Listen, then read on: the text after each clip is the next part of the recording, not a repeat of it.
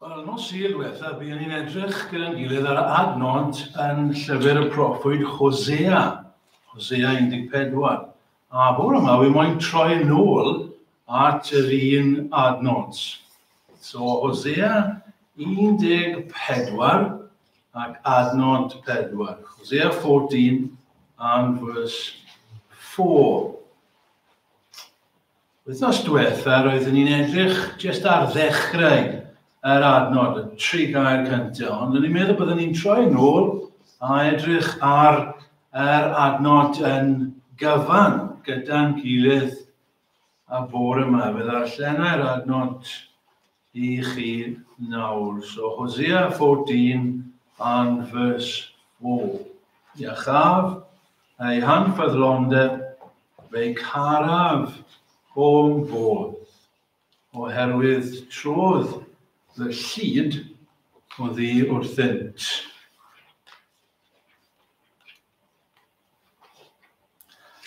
Fel mi dweud, ni'n troi nôl at yr adnod hon,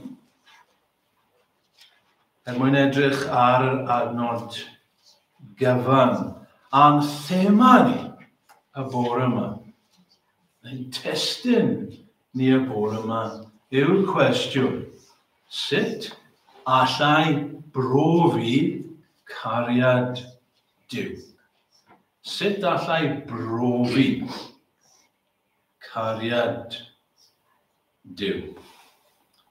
A wy'n mynd I fynd yn syth y bore yma at ymhen cyntaf. 3 phen y bore yma, a wy'n mynd I fynd at y pen cyntaf, sef y cynsail. Cynsail. As di'r cynsail, torwch y law, cyn-sail. Sail yw beth chi'n adeiladu arno fe.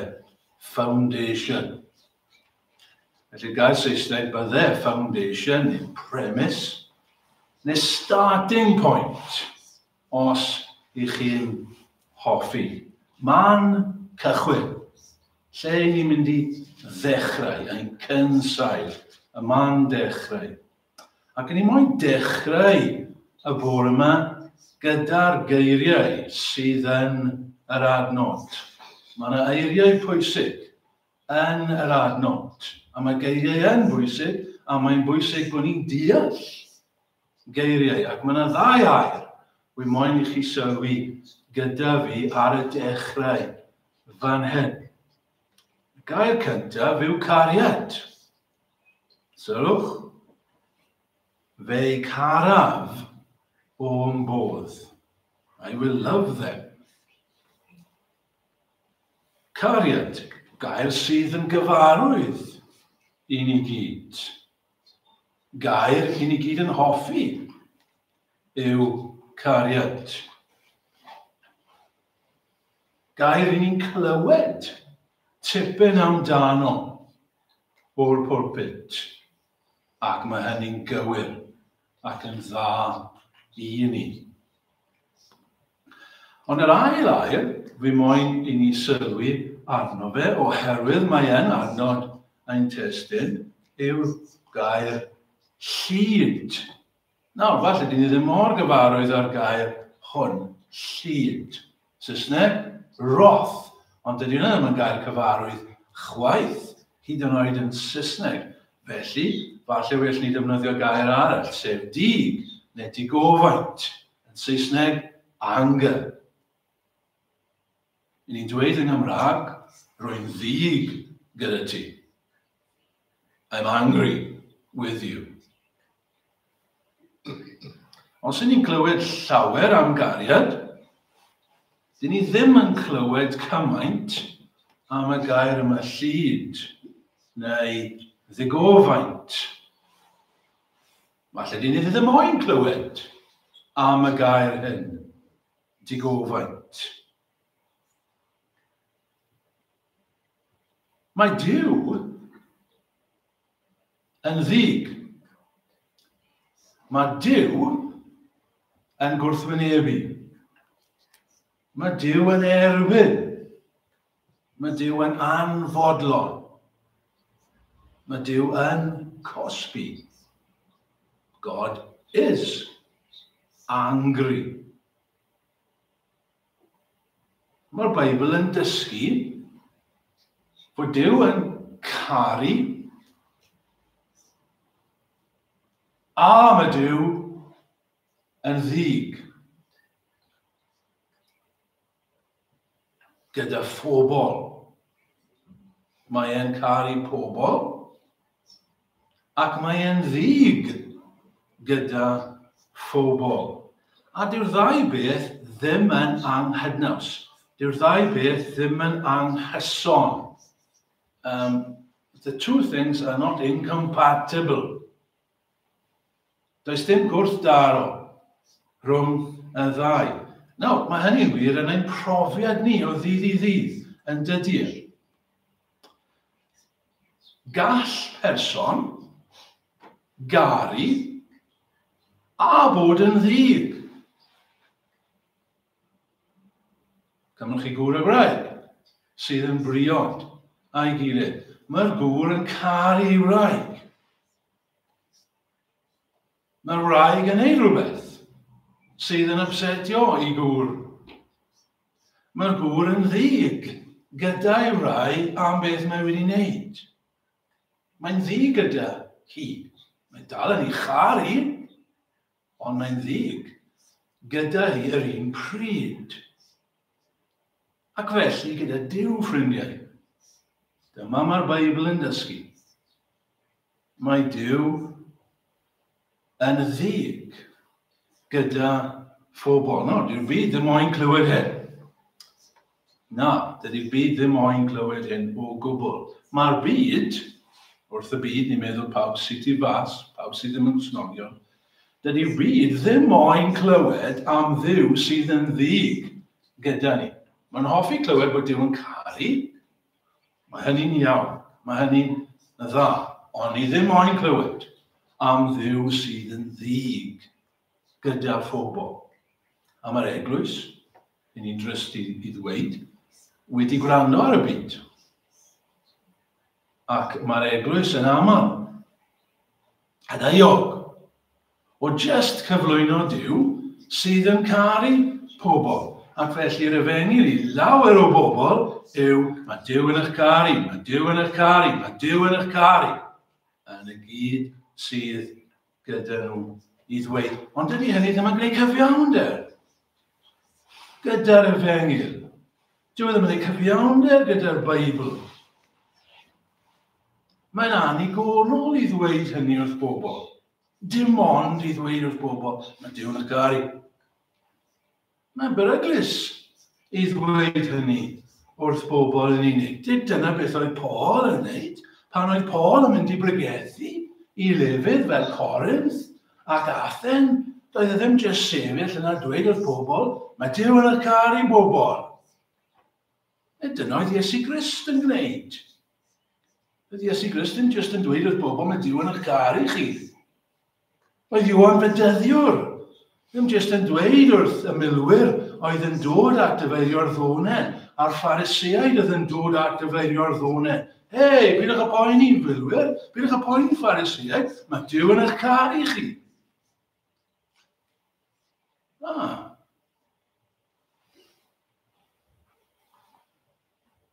A ni yng Nghymru, dyna ni ddim dweud hynny yn unig wrth bobl. Gymrwch chi nawr, ffrindiau, mwyn fi profi'r pwynt. Bod na wr. A mae e'n cam drin i wraig. Nawr, ydyn ni fod i ddweud wrth y gŵr yna pan mae'n dod i glywed yr efengyl. Dwedwch bod e'n dod fan hyn. A mae'n dod fan hyn a mae wedi bod yn bwrw i wraig. Ydyn ni'n dweud wrth y dyn yna, Duw yn dy garu di. Dyna'r efengyl. Na ddaswn ni ddweud wrth y dyn yna, wel mae beth y ti'n neud yn ddrwg. Mae beth y ti'n neud i dy wraig yn ddrwg. A mae Duw yn ddig gyda ti am hynny. Ac mae'n rhaid i ti edifarau. Neu cymrwch chi hen wraig sydd wedi bod yn mynd i'r cwrdd ar hyd i fywyd i. Mynd i'r capel ar hyd i oes i. Ond mae'r wraig yma wedi dechrau mynd yn hunan gyfiawn. Mae'n meddwl mae'n okay. Mae'n meddwl mae'n well na pobl eraill. Ydyn ni'n dweud wrth yr hen wraig yna? Wel, hen wraig, mae Duw yn dy garu di. Mae Duw yn dy garu di. Mae Duw yn dy garu di. Neu ydyn ni'n dweud wrth y wraig? Wraig, mae rhaid i ti hefyd cynhyrchu ffrwythau sydd yn addas i edi feirwch. Ac os wyt ti ddim, mae'r fwyell wedi osod. A bydd Duw yn ddig gyda ti. Mae yn ddig gyda ti. Ac i ni gyd, ffrindiau, i ni gyd yn bechaduriaid, a mae eisiau ni gyd i glywed hyn, os y'n ni'n bechaduriaid, mae Duw yn ddig gyda ni. Am mae'n pechod. Ac y mae wedi hogi gleddyf. Mae cleddyf gyda Duw. A mae yna fwa gyda Duw. A mae wedi plygu fwa. A mae'n anelu ato ni. Achos mae'n ddig gyda pechod. Ac os nag i ni'n edifarau, bydd rhaid i ni gwrdd â fe rhyw ddydd yn ei ddigau.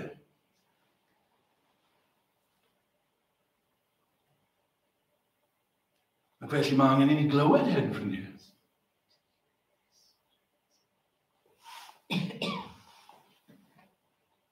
Yn ail, y cysylltiad, the connection. Beth yw'r cysylltiad rhwng digofaint Duw a chariad Duw? Sylwch ar adnodd ein testyn ni, gyda'n gilydd.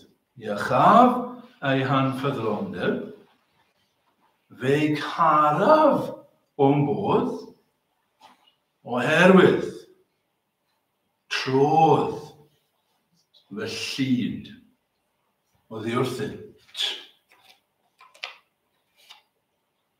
Ga i wneud gosodiad fan hyn, ffrindiau, achos fi moyn i ni gyd i ddeall. Dyma'r gosodiad.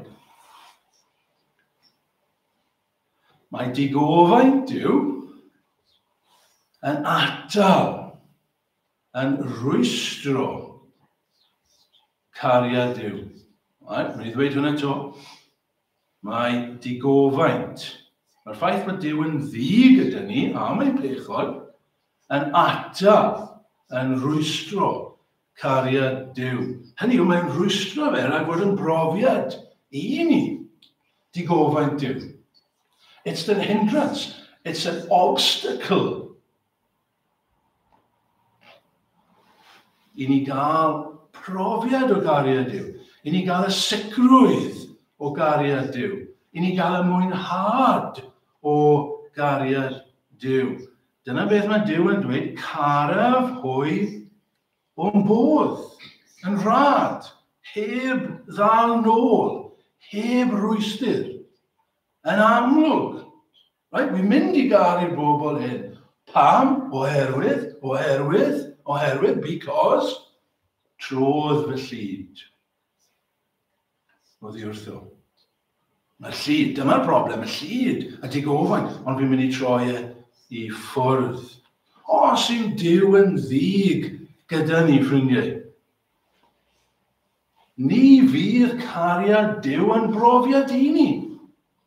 Dyna beth i ni'n dweud. Hyd yn oed os yw Duw yn ein caru ni, os ydych chi'n dweud fel hyn, hyd yn oed os yw Duw yn ein caru ni. Os mae'n ddig gyda ni, ni ddim yn gallu profi gariad e.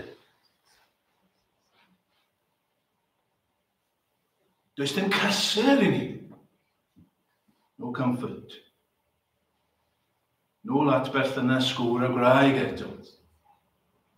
Maen nhw'n caru gilydd. Mae'r gŵr yn caru wraig. Ond os mae'n ddig gyda hi, does dim mwynhad o'r cariad, oes e? Mae'r ddau yn teimlo'n ddiflas, oherwydd mae'r dig yma, y dicter yma, wedi dod rhyngdda nhw, y rwystyr yma. Mae'n cymylu y berthynas. It clouds the relationship. Mae'n dod rhwng. Does dim ymdeimlad yna o gariad. Ga roi eglurau arall i chi i wneud y pwynt. Bod ni'n deall hyn, gobeithio. Mae'r hael i fyny. Mae'r hael yn llewyrchu bob dydd yn dydi. Bob dydd. Mae rai diwrnodau i ni'n teimlo gres yr hael. Ni'n gweld yr hael, i ni'n teimlo peledrau'r hael arno ni, ac i ni'n teimlo'n dwydd. Oherwydd mae'r hael yn llewyrchu arno ni. Ond mae yna ddiwrnodau eraill, pan ni ddim yn teimlo'r hael. Be sydd wedi digwydd? Ydy'r hael wedi newid? Na, mae'r hael dal yna. Ydy'r hael wedi switcho lawr? Na, mae'r hael dal yr un tymerydd. Be sydd wedi digwydd? Mae cymylau wedi dod. Mae glaw wedi dod. Ac ni ddim yn teimlo'r gres.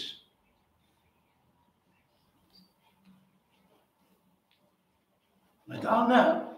Mae dal yr un mor gryf. Ond ni ddim yn profi i'w resu.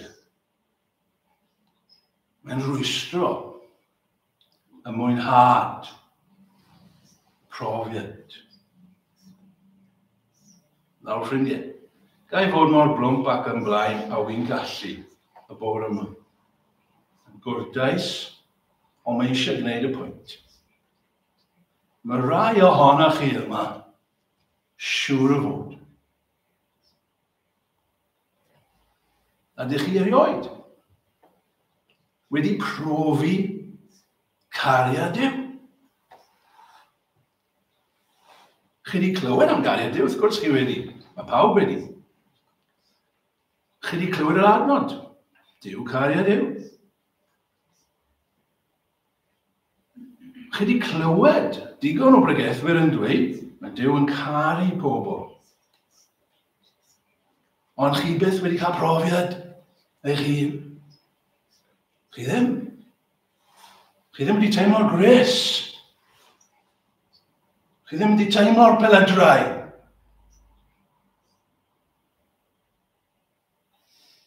Chi wedi cymryd yn gynnytaol falle. Chi jyst wedi dweud mae Duw yn angharu. Ond chi ddim wedi profi e. Ffrindiau, gai fod yn onest gyda chi. Byddwch yn onest gyda fi. Byddwch yn onest gyda chi hun. Byddwch yn onest gyda Duw. Ydy e? Ydych chi'n gallu dweud wedi profi cariad Duw fel yr emynau yn? Chybod, yr emyn a ganson ni. Waw, anfeidrol, felys yw dy hedd. A chrif dy gariad fel y bedd. Lle ceir i di, does dŵr na ddan. Na unrhyw rwystyr, saif wyth blaen. Ydy gallu canu hwnna? Paul yn dweud, fel y gwyboch cariad Christ, that you may know his love, which is past all understanding. Ydych chi? Ydyn ni?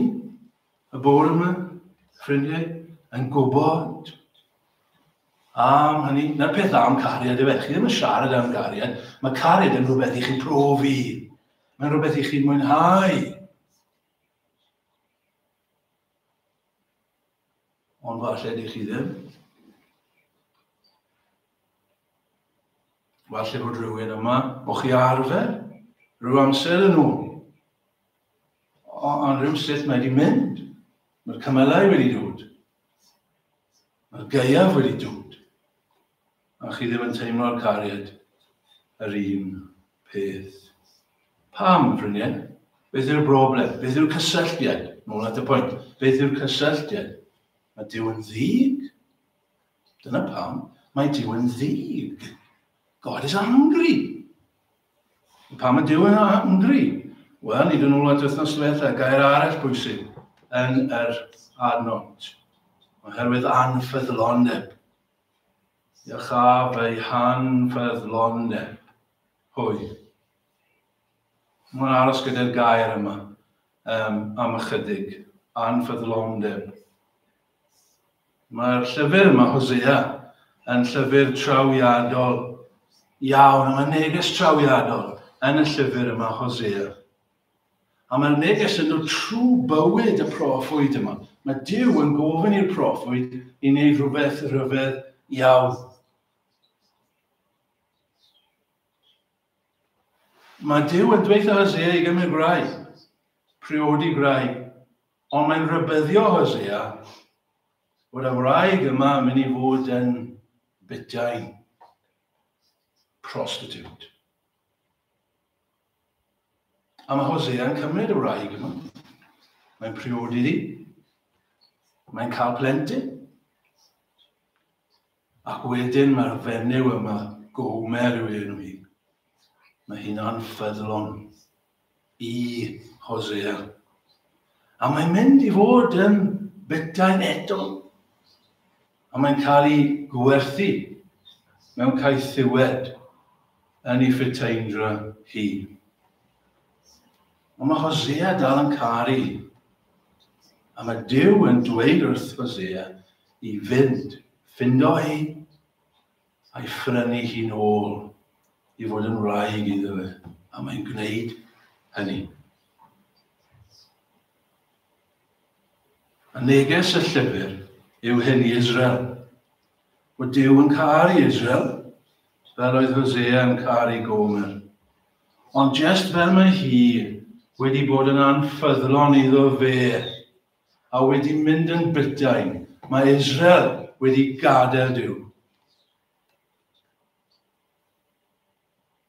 Mynd ar ôl ei linod, mynd ar ôl pechodau eraill. Sdim rhyfedd fod Duw yn ddig. Ond i ni hefyd, ffrindiau, chi'n gweld, nawr nid Israel i ni wedi bod yn anffyddlon yn dyn ni, i Dduw. Dyn ni ddim wedi caru Duw. Fel dylsyn ni. Os dim un o'n ni'n gallu dweud hynny, i ni gyd wedi bod yn anffyddlon i Dduw. A mae Duw yn casau pechod, ac felly mae'n mynd i fod yn ddig gyda ni. Dig gyda ni, a mae'n drwg ni. Ond y syndod yw hyn, mae Duw dal yn caru. Mae Duw dal yn caru. I ddig. Ac ni'n gallu profi i gariad e. A mae hwnna'n dod yn ei ymdrydedd ac yn olaf at y cwestiwn. Y cwestiwn. Sut? Sut allai i brofi? Dim ond sy'n bobl eraill. Sut allai i brofi cariad Duw? Sut allai i heddi wybod yn ynghalon ni? Bod Duw yn yngharu yn Iesu Grist.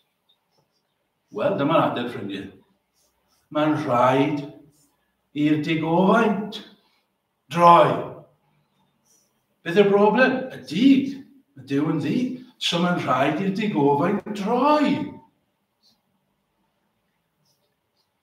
Rydewch, fe caraf o'n bodd oherwydd pam? Trodd. Dyna'r gair pwysig. Trodd fy llyd. Oedd hi wrtho. Troi. Turn. Because of my wrath or my anger has turned. Mae'n rhaid iddo troi. Mae'n rhaid i'r anger troi ffwrdd. Mwyn i chi brofi cariad Duw. Sut hynny chi'n dweud? Sut i mi'n cael digofaint Duw i droi? Wel, dau beth yn ateb i'r cwestiwn yna.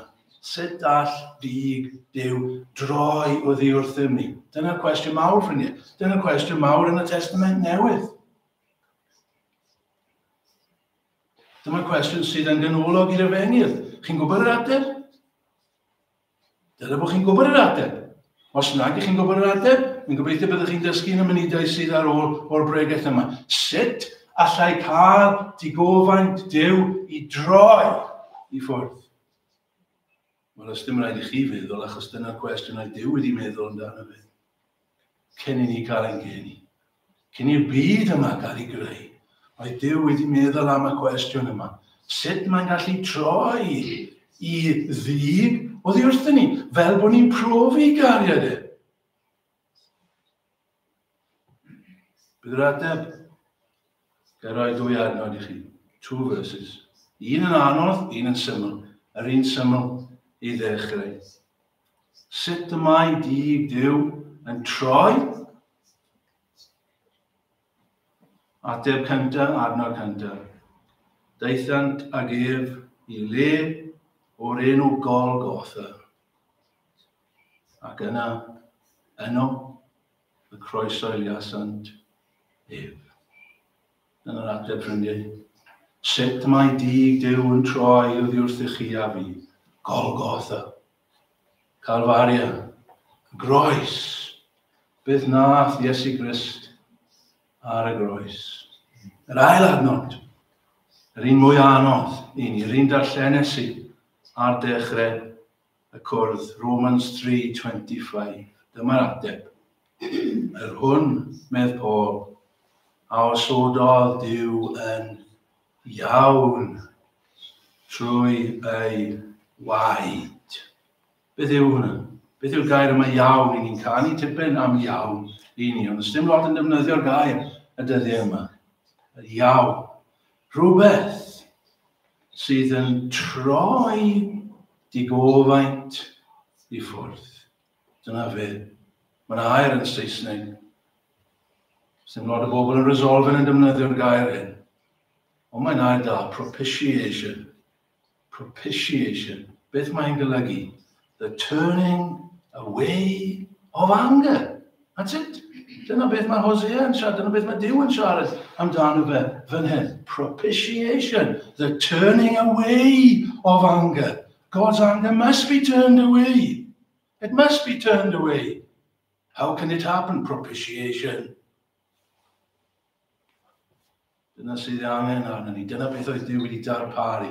Yn ei fab. Ei fab yw'r iawn. Ei fab yw'r propitiation. Trwy beth nath ar y groes. Mae'r anger, y dig yn troi ffwrdd. Ac mwyn I ni profi cariad Duw. Mwyn I ni profi maddeuant Duw. Mwyn I ni gael y gras yma sydd gan Duw ar ein cyfer ni.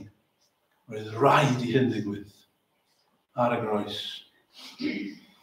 Duw yn edrych ar ei fab, a'r llyd, y digofaint, yn troi ffwrdd oddi wrthyn ni. Fel bod ni'n gallu profi trwy'r cymylau, neu'r cymylau yn mynd, a'r gres yn dod atom ni. Dyna'r ateb cyntaf, ffrindiau. Mae'n ail beth I ddweud hefyd. Sut dyn ni'n profi cariad Duw? Ie, roedd rhaid I Iesu fynd yn iawn. Ond, mae'n ail ateb fan hyn, nôl at yr wythnos diwethaf, nôl at dechrau yr wythnos, dechrau yr adnod. Mae'n rhaid I ni droi. Mwyn i'r llu droi, mae'n rhaid I ni droi.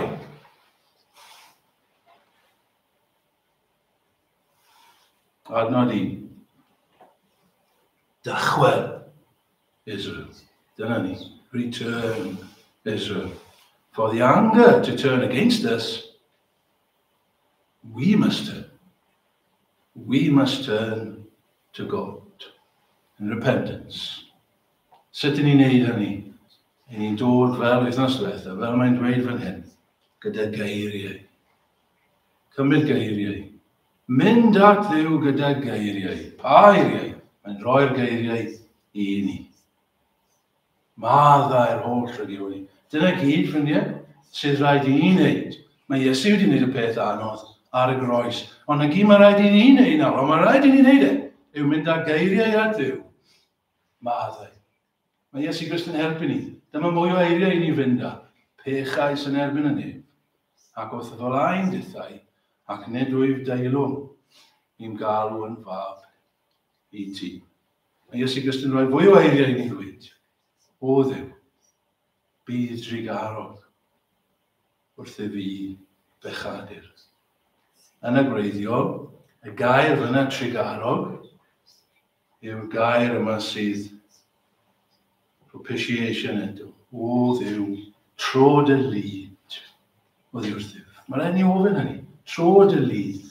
Wi wedi methu ar y gwydd. Fi'n haeddu dy lyd I. Fi'n gwybod hynny. Ar ydw i'n bechadur. Mwy o bechadyn mae pobl eraill yn gwybod. Ond fi moyn profi yr cariad hyn. Tro dy lyd oddi wrtho fi. Ffrindiau, allai ddweud wrthych chi, ar ôl awdurdod sy'n gen i, os ych chi'n dweud hynny o'r Dduw, os ych chi'n mynd yn onest at Dduw, ac yn dweud hynny tro dy lyd oddi wrtho fi, bydd e ddim yn hir. Nes i chi brofi yn eich calon, cariad Duw. A dyna'n gweddi ni. Yn gweddi ni, ffrindiau. Dyna'n dymuniad yma, bod y bobl sydd yma, rhai yna chi sydd ddim wedi profi cariad Duw eto. Trowch ato fe, gyda'r geiriau hyn, mwyn i chi brofi eich hun, ac mwyn i chi cael eich iachau. Amen. 497 yw'r emyn olaf. 497. 400.